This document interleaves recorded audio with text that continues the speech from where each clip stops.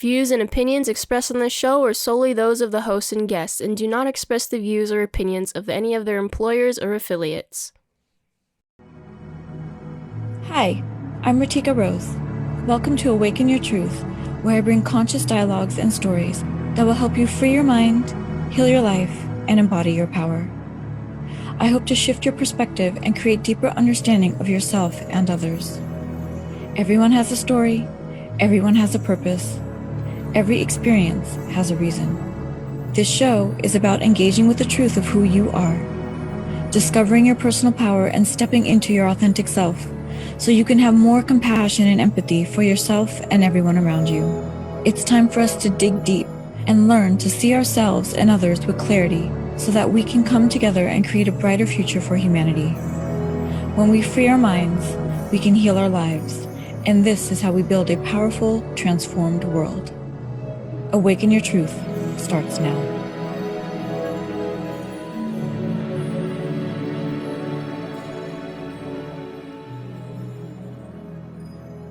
Good morning, everybody, and welcome to Awaken Your Truth with me, Ritika Rose, where I bring conscious dialogues that free your mind, heal your life, and embody your power.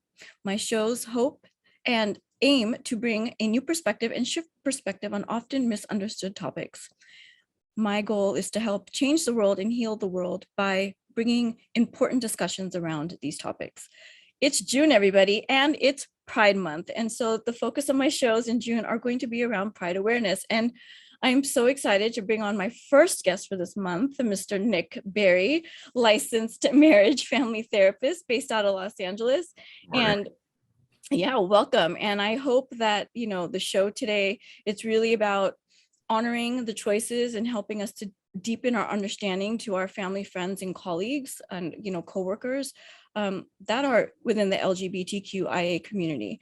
So we can, and really the show today hopes to heal any patterns internally and externally in the communities, right? So welcome everybody to Loud and Proud. That's our show today. Hi, welcome. Nick is good. Nick and I are going to be discussing the importance of gay visibility in today's society, understanding how one formulates their identity, which is so important, which is going to be the first segment. I'm excited about that as a gay individual, and explaining misconceptions around the gay community in order to develop new language and perspective that can help shift perspectives from the outside world as well as within the community to move towards a direction of true inclusivity and acceptance. So beautiful. So thank you for being here, Nick. And I want to introduce you properly now. I want to give everybody your bio before we jump in to the show here, okay? And so everybody, please take a look at Nick's beautiful banner and contact Nick for any therapy services that you or your loved ones could be seeking at this time. So Nick is a LGBTQIA plus affirming therapist and works primarily with gay men and couples. He has an extensive background treating addictive disorders, severe emotional disorders, as well as acute mental illness in various populations, including children, adolescents, young adults, couples, and families. After experiencing firsthand how difficult it was to navigate through the world as a gay male, he is passionate about helping other gay men and couples identify what it is that keeps them from living an authentic life and having healthy relationships with themselves and others. He explains his passion as helping shift the narrative of the outside world of what it means to be gay through providing opportunities to build insight and awareness within the gay community in order to start having different conversations with new language, hoping to create a new sense of inclusivity and acceptance. Nick is based in Los Angeles, California, and is currently accepting new clients through virtual therapy, California residents only at this point, right? Thank you, everybody, for that, and please contact Nick for any of your therapy needs. So welcome, Nick. Thank you. Happy Pride Month. Thank you. Yeah, it's actually West Hollywood's Pride this weekend, so yeah, I wasn't able to make it, but hopefully next weekend for Gay Pride in LA, be more of a presence. So I'm super excited about that. Yay! And yeah, I think that walking through downtown the other day, knowing that Pride was coming up, I think there's just summer also after Memorial Day. I think there's just kind of a different spirit in the air.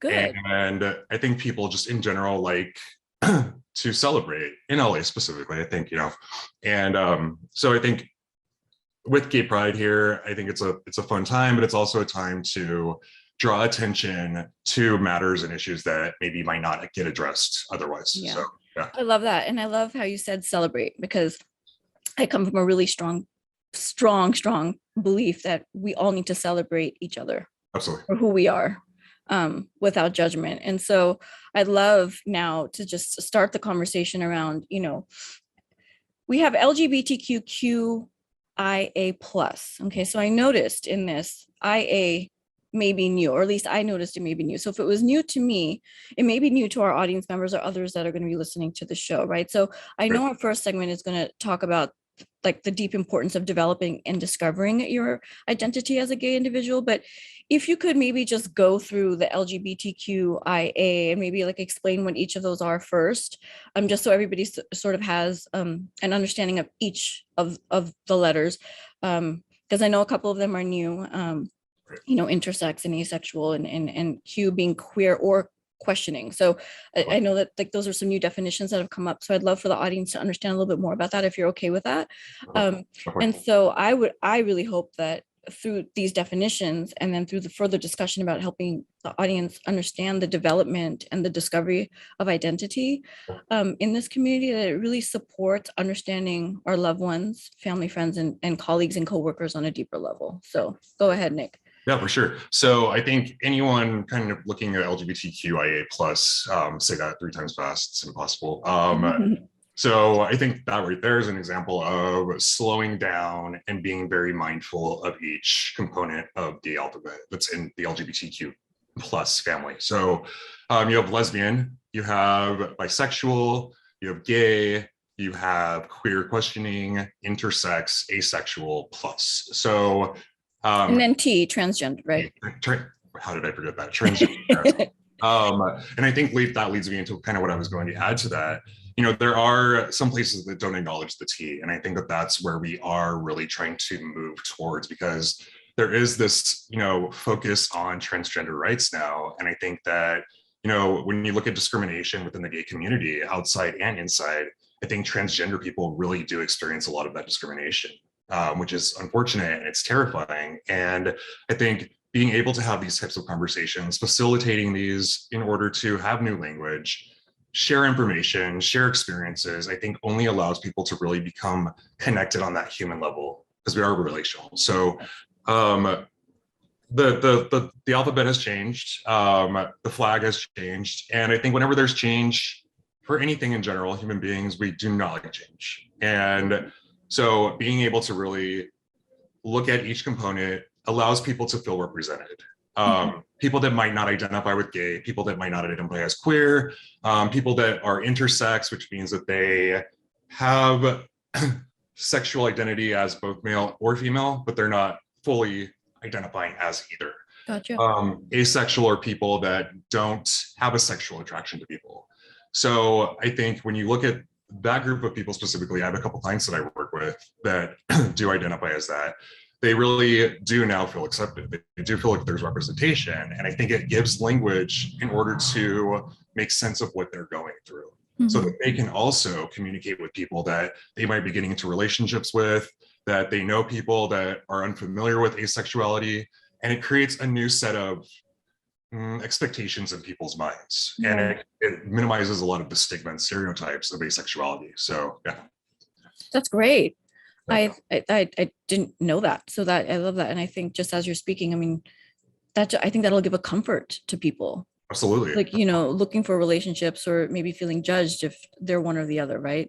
And people can understand what it means to be intersexual or asexual. From hopefully those are the right, because those are the 2 new letters I've noticed, so thank you for sharing all of that. And yeah, really, I think, as as a mental health practitioner, I think that when someone comes in uncertain as to what they're feeling, or kind of knowing that they're feeling something, but not having the word to describe it, when you give them language, like when I give people grief, on grief and grieving, the 5 stages of grief, they read it and they're like, oh my gosh, this makes so much sense. I have words now to make sense of things. And when so on point. Absolutely. Like, it just reminds me of a client I had yesterday, and she said, thank you so much, because you gave me words to what I'm feeling. Yes. And so everything you're saying is 100%. I love what we do, Nick. No, I think, when you have that passion for helping shift perspectives, and when you put out the note, like the announcement for guests on your podcast, and then you reached out to me, and then we kind of talked about what the aim of your show is. It fit right in with what my narrative, what I want my practice to really shifting these perspectives in order to create a sense of inclusivity, in order to create a sense of change throughout society, throughout the world, because of kind of what we're going through right now. It's Absolutely. so yeah. Another big thing for me is I really believe we're one human family. So that being said, right, diving into discovering and developing your identity, right? Yes. Talk to us a little bit about either your personal experience of coming into your identity of a gay man, any, examples you can share from your therapy practice without obviously keeping confidentiality. But the mental and emotional processes of coming into the identity of not just gay, but LGBTQ, LGBTQIA. So, I think in today's society, there's definitely more visibility than there has been. I grew up in a community where, it was a rural, agricultural, predominantly Hispanic town. And so the idea of being gay just was not talked about. It was such a small community. There were people that in high school you talked about so-and-so acting a little bit strange, a little bit different, but it was never really addressed because in cultures where you just don't mention it, if you don't talk about it, it doesn't exist. And so, I had been raised in communities. When I moved in high school to a different community, I think that I still wasn't exposed. And when I did start gaining exposure to it, then, I really started questioning my own self, because I definitely felt something different for me. My first gay experience was sitting in Spanish class, and now all of a sudden paying attention to this person that I've never really paid attention to, and kind of really, I think any gay person that really has those moments, or a lot of people will say, oh my gosh, what am I experiencing? Can you share what those emotions were when you had that first experience? Yeah. It was a different level of arousal. It was just a different level of emotional excitement. And, you go through life, you're supposed to fit into this box. If you identify as this gender, you're supposed to adhere to these expectations. Mm-hmm. And so I think, I thought that I was attracted to girls, but when I had that moment, I was like, oh my God, I've never had this experience before.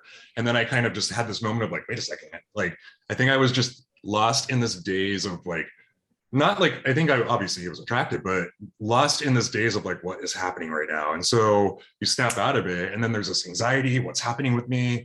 And it just creates so much inner turmoil that you have to keep it a secret. And so that's in my community. Even in communities where there is gay exposure, there is just a lot of representation, I think there is still that moment of, oh my gosh, am I different? And with messages that we receive from media, from just our communities, our families, I think that the message still is gay is strange, gay is bad, queer is just for people that want to be different. There's so many myths, so many stereotypes that surround being part of the community, that a lot of it is fear-based. And messages that we're receiving currently from people are that we don't deserve rights, that if we do have rights, this will happen. Mm-hmm. We are in a constant state of scarcity and fight or flight, because one day we have rights, which we finally gained access to, and the next, these could be taken away, the blink of an eye. So just we do need to go into commercial break in a couple of minutes here, but just before we do that, I think it's really important to also understand that once you discovered that about yourself, right? And then everything that you just shared with us about media, society, community, messaging, right? And how that affected you. Can you just share quickly, then what, so now you've discovered this. Now, what did you do next to develop that identity and be okay with yourself in that identity? Before we go into the next topic about coming out, which is a whole different thing, right?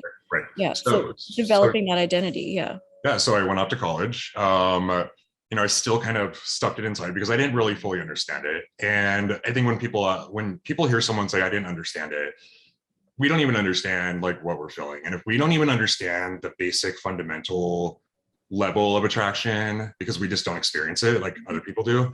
We are now questioning that. And I think that was my experience going through high school. I hid it because I didn't know what I was experiencing. I went to college, and you would think that going to college, going to a liberal arts college, that where there is gay exposure, that you would still feel comfortable disclosing it. But I was still in that state of, I need to gain acceptance. I need to be part of this.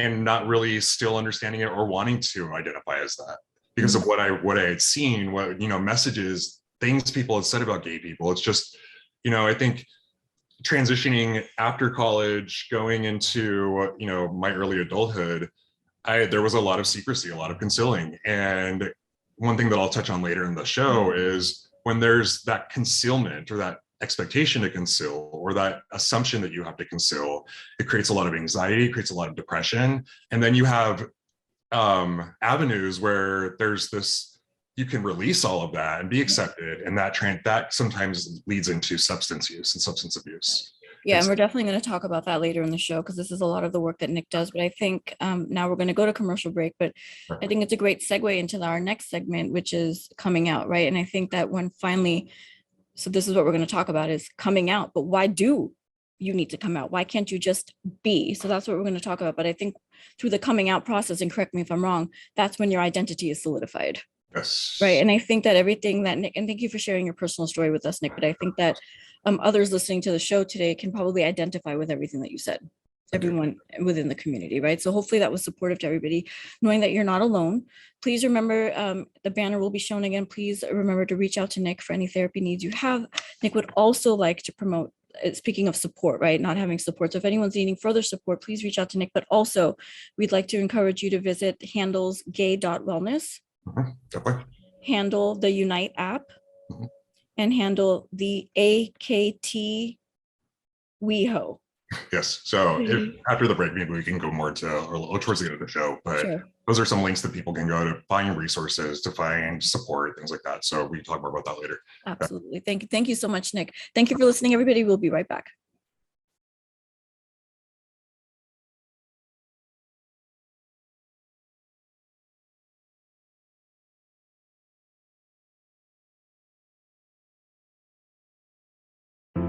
Hello, everybody. My name is Ritika Rose, your personal life coach, best-selling author of Tagged You're It, Become the Leader of Your Own Life, and the creator of Aim Higher Personal Success Programs. The Aim Higher programs are developed to help you discover deeper levels of your true self. Do you feel like you've been trained by society, culture, family, to be a certain way and to show up a certain way, but sometimes feel trapped and limited because you really want to show up as your true self? My mission is to help you redefine relationship with yourself, others, and life, and start defining life on your terms. We cannot operate at our full potential if we are not operating from integrity of self. I look forward to a free consultation with you. With gratitude, peace, and blessings.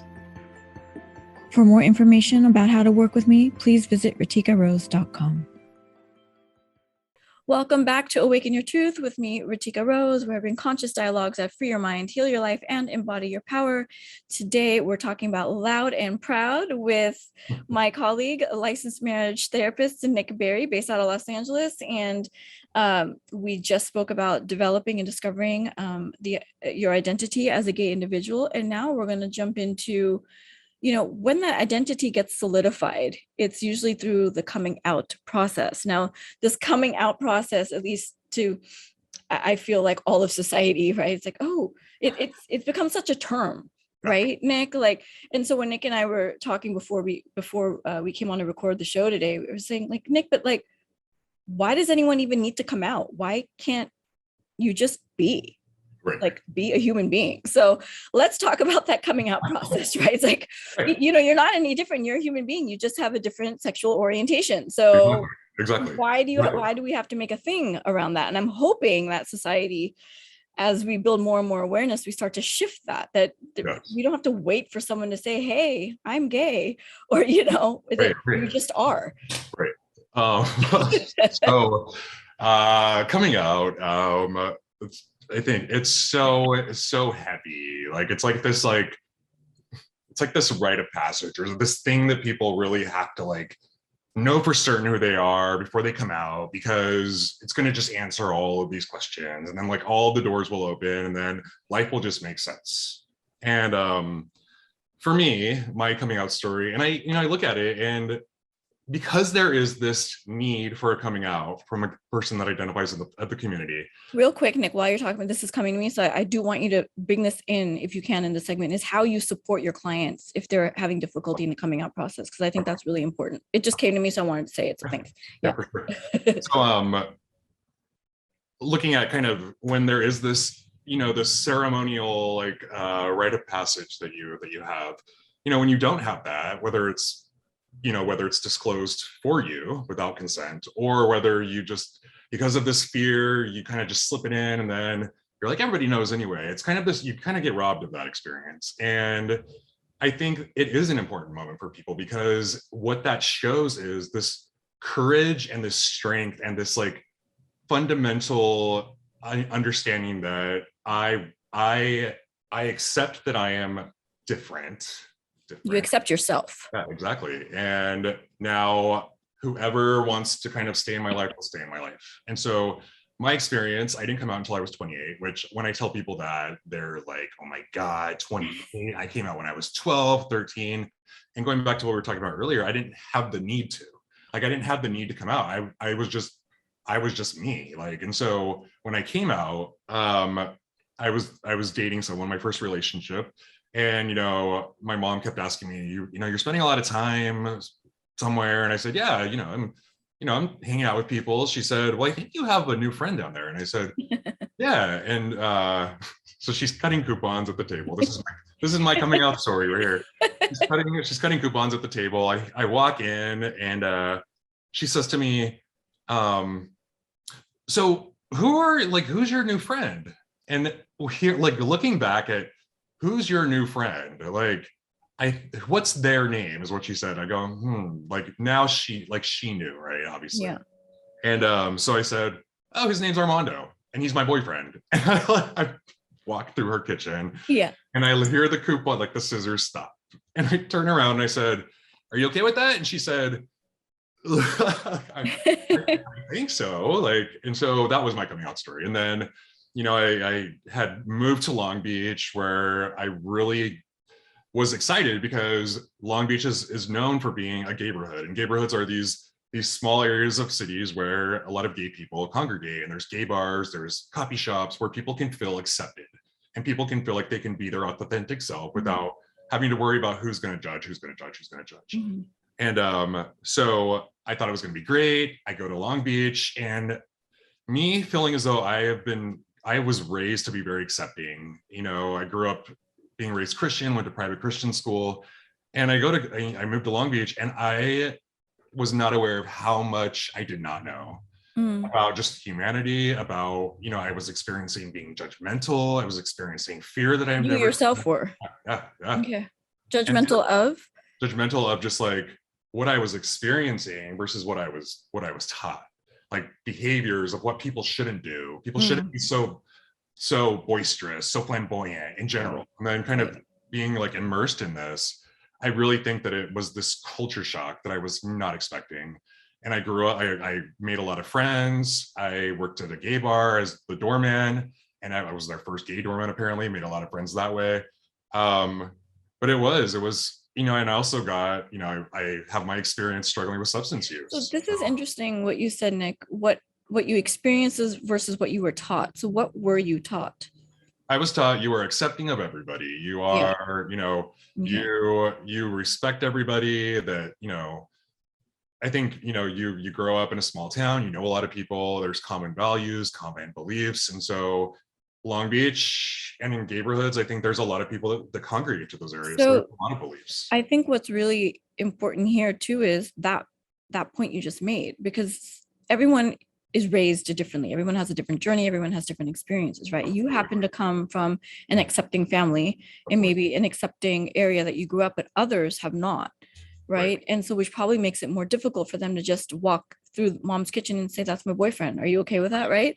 Like, what advice could you give? I know we're going to go into your tips a little later too in the show, but since we're talking about coming out, I'm sure there's so many people that are just having a difficult time, right? About just saying, this is me. Yeah. So accepting themselves, but then also saying to their loved ones and their friends or their colleagues, this is me, right? I accept myself. So I'd like for you to accept me for who I am too. Absolutely. I think what I am really, big on with my clients is be like, safety. Like with, therapists, our number one job is to help ensure safety of our clients, right? So if a client of mine comes in and they're like, I think I might be struggling with my identity, my sexual identity, and they finally come to terms with, okay, I'm gay, or I'm lesbian, or I'm queer, whatever it is that they identify as. Now comes, great, I have this, like, I want to do it. There's this like momentum and this like this excitement for finally like being able to come out. And my thing is, don't get so comfortable with that you don't take into consideration if there might be any safety concerns. Right.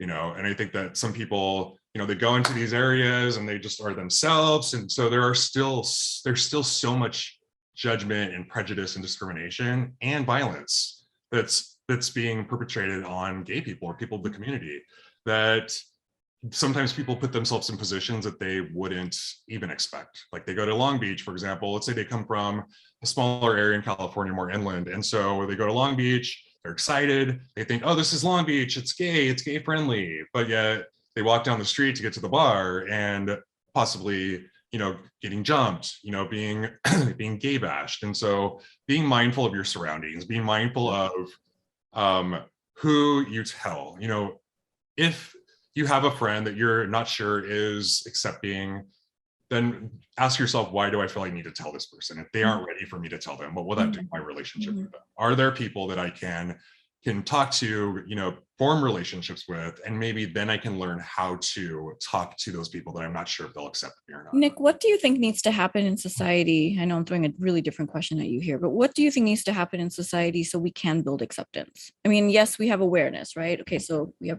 Pride Awareness Month. We're doing these shows, there are parades, there are different events and activities going on, right? But what really needs to happen here? Because I don't feel, I mean, it's very sad to hear. And I mean, and it's the truth, right? There is safety concerns. And it's very sad that there have to be these safety concerns. Absolutely. Right? Around just being who you are. Right. Yeah, I mean, now I think in general, there's safety concerns related to whatever, So to so many things. Yeah. But for this, for the particular topic we have in hand today, like what can we do as society? What do we need to do as a society to just build more acceptance? I think it starts within the community. I think, there's this stigma, there's these stereotypes of the gay community. And I am all about, I've participated in a lot of gay pride events, things like that. And I think there is this stigma still of, why do they have to be so blah, blah, blah? Why do they have to be this? Why do they have to be that? Why do they need their parade? Why do they need a month? And I think that really invalidates and minimizes a lot of people's experiences. Like we are this group of people that has really fought really hard for these rights, and we finally attained them. And we want to celebrate that. We want to celebrate the wins. We want to celebrate acceptance, love, where everybody's invited. But I think because of still misconceptions about the gay community from outside as well as inside the gay community, excessive drug use, alcohol use, just really risky behavior. I think it still sends that message that, well, here's that group of people that they're doing exactly what they're supposed what we think they're doing, right? And I apologize because you did mention earlier, and I asked you questions. I didn't mean to cut you off, but you did say that you had substance abuse issues too in your past. And in our next segment, we are going to be talking about the expected behaviors of gay individuals and why gay individuals behave the way they do, which this is a big area that Nick works in within his practice. But that being said, I think, again, it's just like a perfect segue into what we're going to talk about in after the commercial break is when you have these awareness events, part of what you do is really maybe shifting the behaviors of the gay community and how they're showing up, right? Instead of showing up a certain how they're expected, how they think they're expected to behave, right? Versus just being, right? I think that's a really important point you made, right? And like what you and I talked about even before the show, why can't you just be, just be? And then if you just be, people will just start accepting you, because now what they see is, like you said, all the extra stuff that maybe doesn't need to be there, right? And you had mentioned to me too in our previous conversations about the gay community actually not feeling like they can be their authentic selves when heterosexuals walk into an establishment, Yeah, right? I would, Which actually, when you told me, I was really shocked, right? I didn't realize that, but when you dove deeper into that with me, I was like, oh, that's interesting. And like, I would, as a heterosexual person, I would never want my gay friends or colleagues or family members I know that to ever feel like they can't be themselves when we walk into a room and they have to show up a certain way. So I think that when we come back from commercial break, we're talking about that, and these behaviors are really going to be beneficial for the audience to hear, right? And then also, your talking points to how to help the gay community shift these behaviors. Absolutely. So thank you so much, Nick. Thank you everybody for listening, and we'll be right back.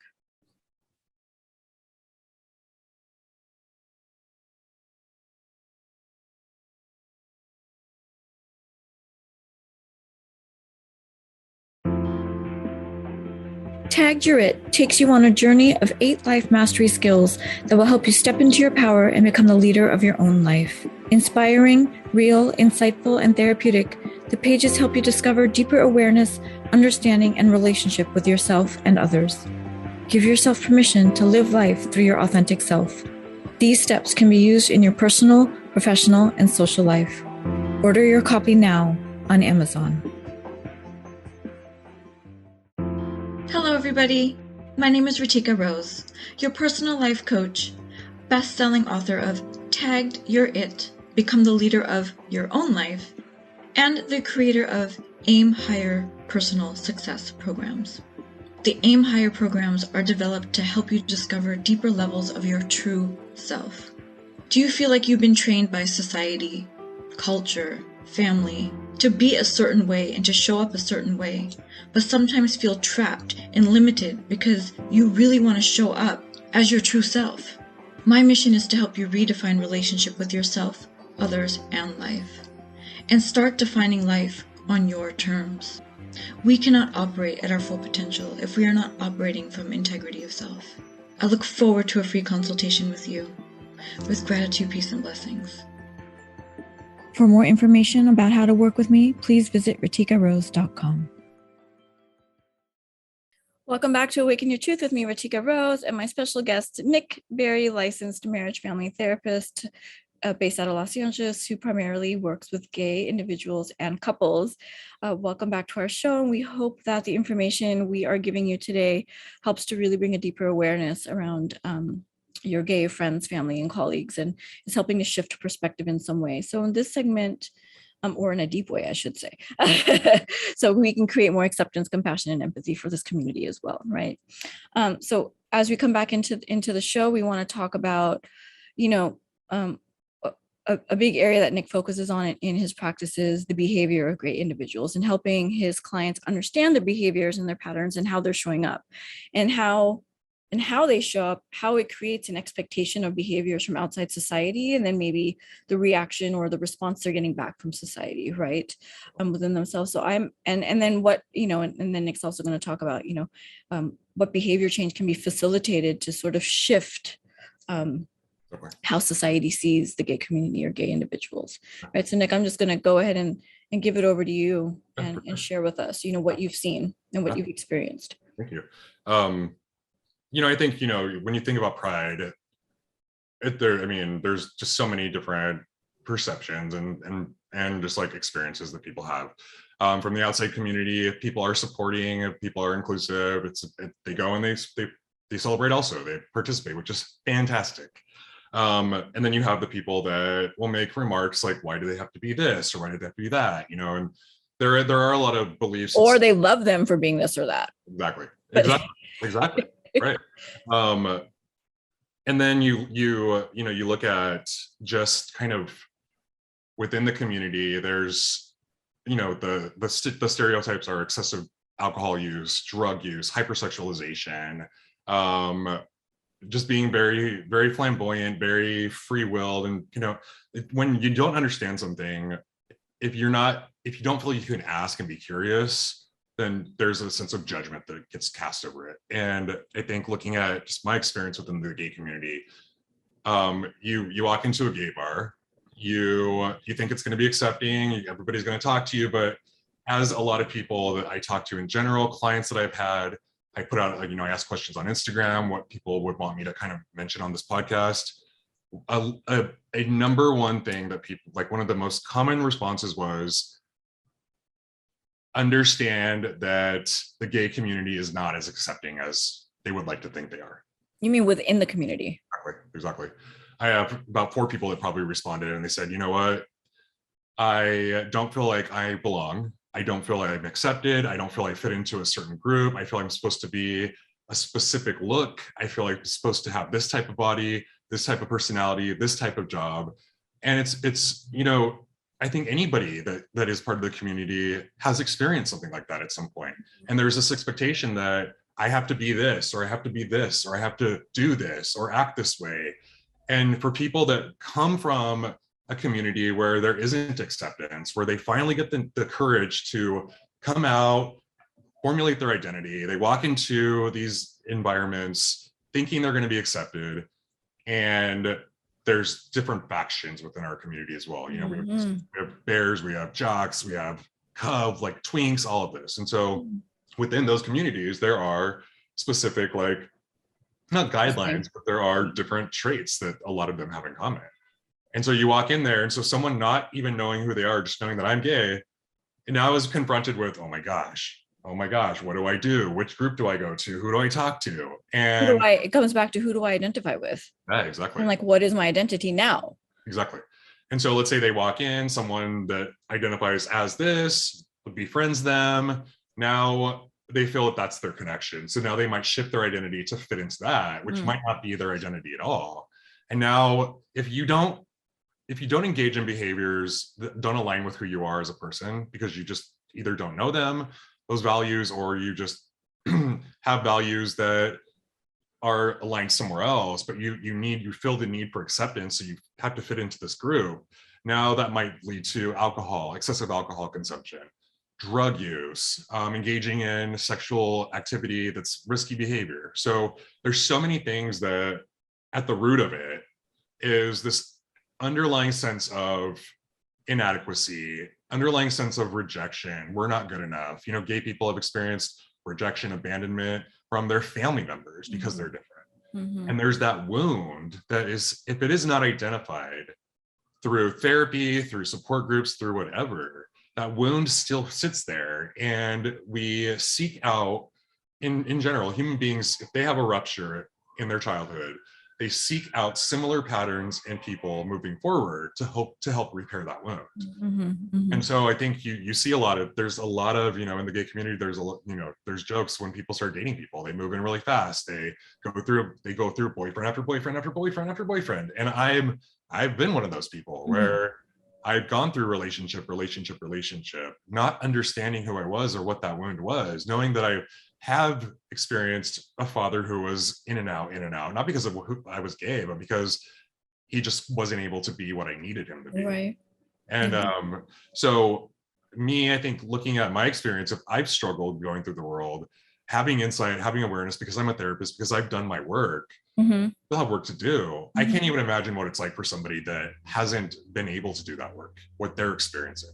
Right. And that's why the work you do is so important. So for those that are listening, if you have any loved ones are going through any of these challenges, or you yourself are going through these challenges, please reach out to Nick. Just even all the issues you were saying about, substance abuse, et cetera, but the anxiety and the depression that comes from showing up or behaving in a certain way that's not authentic to you. Right. I'm sure a lot of that comes up in your practice as well. Absolutely. Because they just want to be validated. When people want to be validated, they're going to do things that don't really align with them, like you said. Sure. And then that anxiety and depression leads to all of these other behaviors. Exactly. Right? The substance, the drinking, the drugs, the excessive sex, et cetera. Taking risks and not being safe, et cetera. So what do you want to tell your community?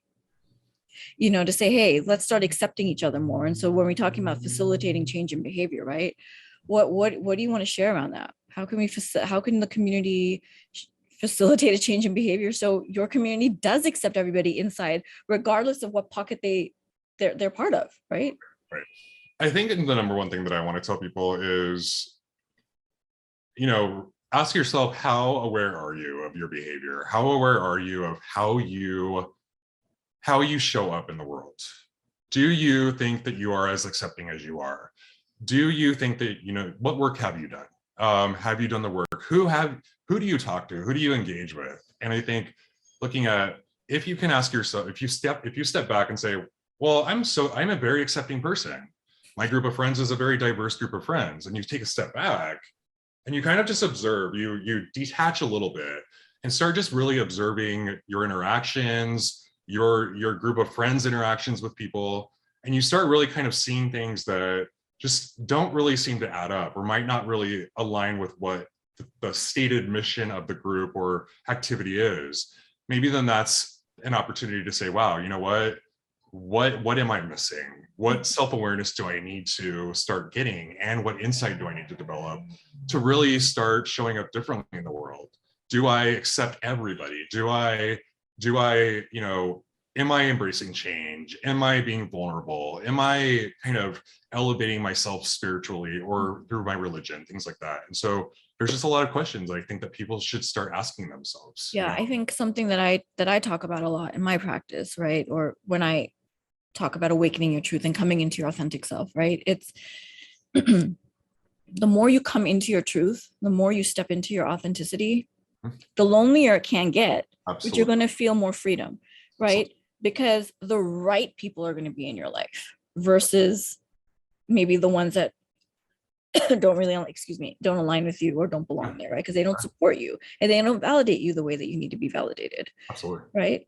But once you come into your truth, once you awaken your truth, you fully accept yourself and know yourself. And then you know your values and your boundaries. Yes. Once you do the work, though, the work is very important to understand what that is.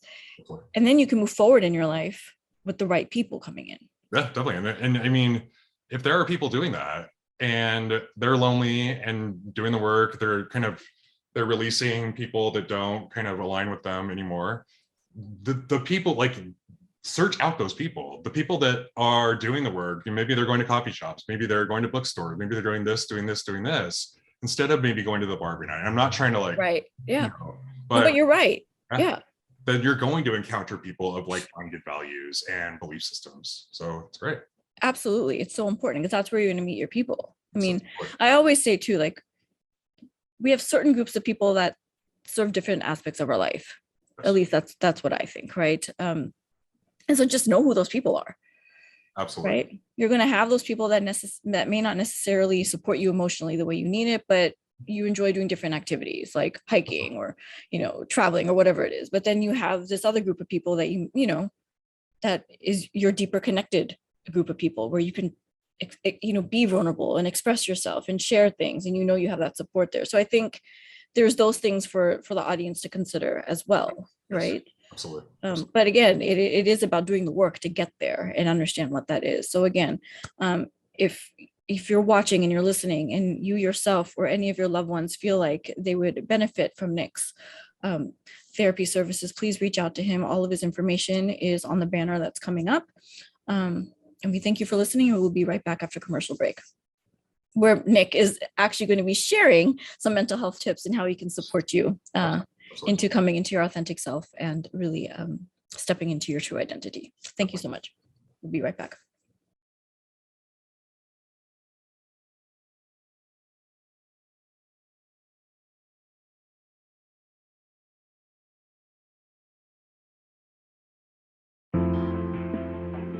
Tagged Your It takes you on a journey of 8 life mastery skills that will help you step into your power and become the leader of your own life. Inspiring, real, insightful, and therapeutic, the pages help you discover deeper awareness, understanding, and relationship with yourself and others. Give yourself permission to live life through your authentic self. These steps can be used in your personal, professional, and social life. Order your copy now on Amazon. Welcome back to Awaken Your Truth with me, Ratika Rose, and my special guest Nick Berry, licensed marriage family therapist. We do want to let you know of a free giveaway, free 60-minute consultation giveaway that Nick is offering it to the audience today. So please submit your name and a phone number to Nick's email, naberrylmft@gmail.com. Again, that email address and his phone number is on the banner that you've seen throughout the show.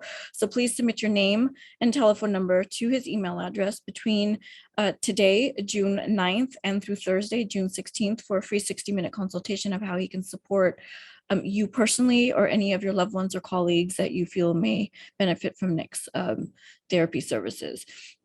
That being said, we're going to jump into our last segment here where Nick is going to share some really important mental health statistics within the gay community for the audience to understand, so we can start shifting some of this. So I'm hoping that these statistics will help our society understand what's really going on within, the LGBTQIA community. So we can, guys, really start showing more compassion and empathy for all of our brothers and sisters. And then he's going to start then after that, he will share some of his own mental health tips for the gay community or the LGBTQIA community. So go ahead, Nick, please share. Thank you. Yeah, and I think, if I share some of these and it just resonates with some people and put light bulb goes off, I think, this is the purpose of this, right? And these stats are what is responsible for a lot of the excessive drug use, alcohol use, why we celebrate, why we're so loud and proud, because, these are what we experience. So gay men are 4 to 5 times more prone to mental illness than straight men. Gay men are more likely to report suicidal ideation, plans, and attempts in their lifetime compared to straight men. 1 in 6 gay men have made one suicide